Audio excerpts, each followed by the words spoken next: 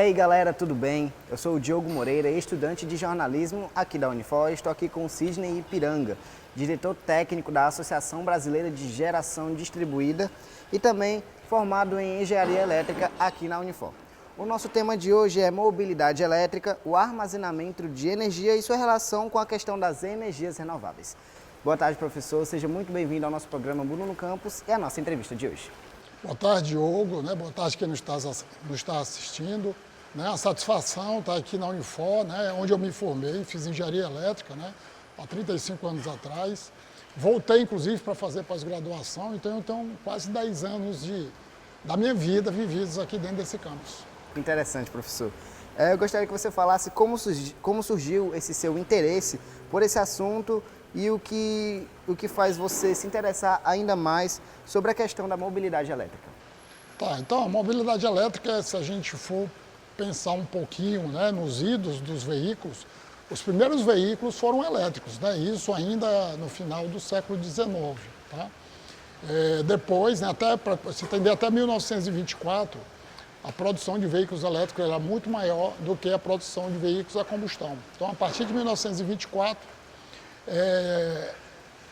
por vários fatores, os veículos a combustão começaram a ganhar mercado, principalmente primeiro por conta da autonomia. As baterias não eram muito desenvolvidas e os veículos elétricos que existiam no início do século eram veículos que tinham poucas quilometragens devido à autonomia da bateria. E os veículos a combustão, como usam um combustível que tem uma densidade energética muito maior do que a bateria, eles tinham autonomia mais longa. E aí o outro fator foi exatamente a produção em série, quando o Ford desenvolveu de produção em série de veículos, que diminuiu o custo do veículo a combustão e, de repente, você tem ideia, em meados de 1930, os veículos elétricos deixaram de ser produzidos no mundo. Depois nós tivemos um retorno dos veículos elétricos mais ou menos na década de 50, após a Segunda Guerra Mundial, mas também essa tecnologia nos desenvolveu muito. Nós estamos agora na terceira onda de veículos elétricos, que com certeza essa agora veio para ficar. Praticamente começou aí na década de 80, mas o mercado está desenvolvendo mais nesses últimos 10 anos. E a gente sabe que esse mercado de energias elétricas renováveis, os carros elétricos estão vindo com tudo ultimamente, mas o Brasil ainda falta alguma coisa. Quais são os principais desafios que o Brasil vive em relação a essas energias renováveis e com a mobilidade elétrica? Então, o governo brasileiro, inclusive, lançou o programa Mover, que é um programa de incentivo à produção de veículos elétricos no Brasil. Hoje, praticamente, a gente não tem uma fábrica que tem uma produção, uma grande produção de veículos elétricos. A gente tem algumas pequenas fábricas que fazem veículos utilitários em elétricos, mas nós já temos, alguns fabricantes, que adquiriram, por exemplo, a BYD, chinesa, adquiriu a fábrica da Ford lá em Camaçari. Está previsto a produção esse ano ainda, até o final do ano. Nós temos a GWM, que é outra empresa chinesa, que comprou a antiga fábrica da Mercedes-Benz em Iracemópolis. Também está previsto produzir final desse ano e início do outro. Existe uma série de outras iniciativas, da Caoa, junto com a Hyundai, da Chery. Então, outras empresas estão com a intenção de produzir os carros elétricos no Brasil, por conta, inclusive, do aumento do imposto de importação de veículos elétricos. Até o ano passado a gente não tinha, era isenção dos impostos de importação, então esse ano começou a cobrar 10%, mas agora em julho já vai aumentar para 15%, e a previsão é até em julho de 2025 esse imposto de importação chegar a 30%, o que vai inviabilizar um pouco essa importação e, por outro lado, vai incentivar a produção desses veículos no Brasil. Certo, professor. E sobre essas energias renováveis, quais são as mais promissoras atualmente e como o Brasil pode integrar essas energias para o país?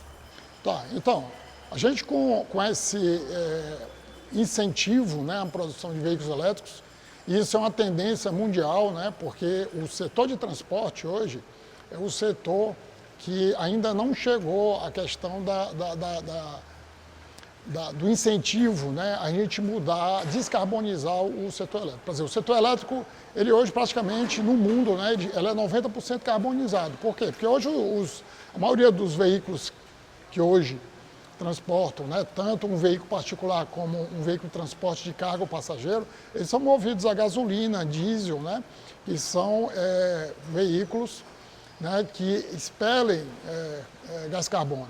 Então, para a gente conseguir descarbonizar esse último vetor, né, de consumo de energia, que é o setor de transporte, você tem ideia, a nível mundial, 40% do consumo de energia no setor de transporte. Então, o mundo está tentando alcançar aquela meta, né, de descarbonizar. Por quê? Porque a emissão de carbono na atmosfera é que causa o efeito estufa, que está causando essas mudanças climáticas que estão provocando essas catástrofes no mundo todo. Então, a gente avançando na eletrificação do setor de transporte, né, a gente consegue o quê? A gente consegue limpar, né, a emissão, descarbonizar, né, o setor de transporte com essa tecnologia que, na realidade, é o quê? Você trocar um motor a combustão, né, que inclusive é um motor ineficiente. O motor a combustão hoje, a eficiência dele chega a no máximo 35%, quer dizer, da energia que entra, você sai 35%. O motor elétrico é 90%, 95%. Então, a gente tem mais eficiência e o uso de uma energia limpa, porque o motor elétrico, né, ele pode ser acionado através de uma bateria, tá? Ele pode ser acionado através da frenagem regenerativa, tá? Que são os veículos elétricos que não são plug-ins, né? São os híbridos sem ser plug-ins. Nós temos os veículos elétricos alimentados através de célula de combustível. A célula de combustível pode ser um combustível como o hidrogênio. Então, nós temos várias tecnologias para alimentar o motor elétrico. Então, quando a gente fala de veículos elétricos, é porque o motor é elétrico. Agora, o combustível que vai alimentar pode ser a bateria, pode ser a frenagem regenerativa, pode ser uma célula de combustível. Certo. E sobre essas energias limpas que você citou, essas energias renováveis que são tão importantes para a gente e para o futuro, né? Futuramente nosso planeta vai ser ainda melhor com essas energias. Como você vê essas energias para o futuro do país, do Brasil, considerando os avanços na mobilidade elétrica?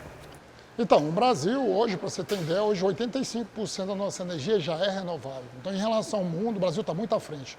Para você ter ideia, hoje no mundo, chega a 25% de toda a energia produzida a ser renovável. Então, o Brasil praticamente que está puxando, né, essa tendência de energia renovável por conta exatamente dos recursos abundantes de fontes de geração de energia, né? A gente é muito abençoado na parte de hídrica, né?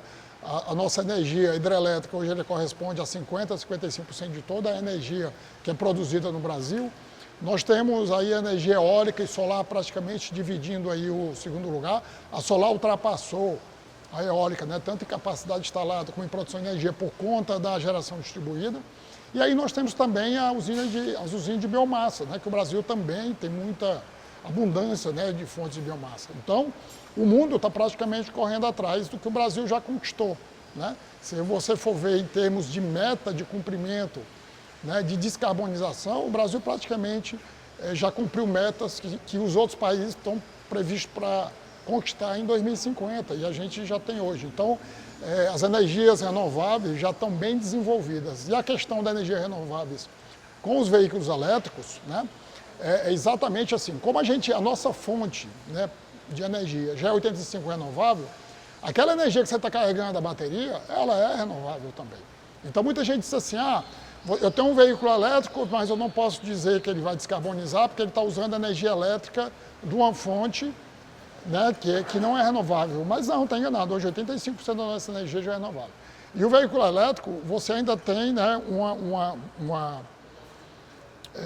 um bônus a mais, é que o veículo elétrico você pode carregar na sua própria casa. Tá? Se você tiver, né, espaço, telhado, para instalar uma usina de geração fotovoltaica, você pode alimentar um veículo elétrico através da energia gerada na sua própria casa.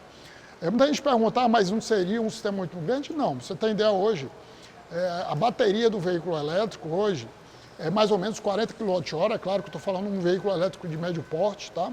Então 40 kWh, para você ter ideia, uma placa fotovoltaica de 500, tá? Eu produzo 60 kWh por mês. Então, tipo assim, para um veículo de 400, eu vou precisar de 5 placas dessa, tá? Então, 6 placas. Então, 6 placas, eu teria o quê? A produção de energia suficiente para praticamente carregar 100% a minha bateria na capacidade total dela. Certo, professor. Agora, para fechar, a gente sabe que esse assunto é extremamente relevante ultimamente e para o futuro não só do nosso país, mas também do mundo inteiro, né? Essa questão das energias renováveis, a mobilidade elétrica, utilizando carros elétricos atualmente. Gostaria que você falasse qual a relevância desse assunto para a nossa sociedade como um todo.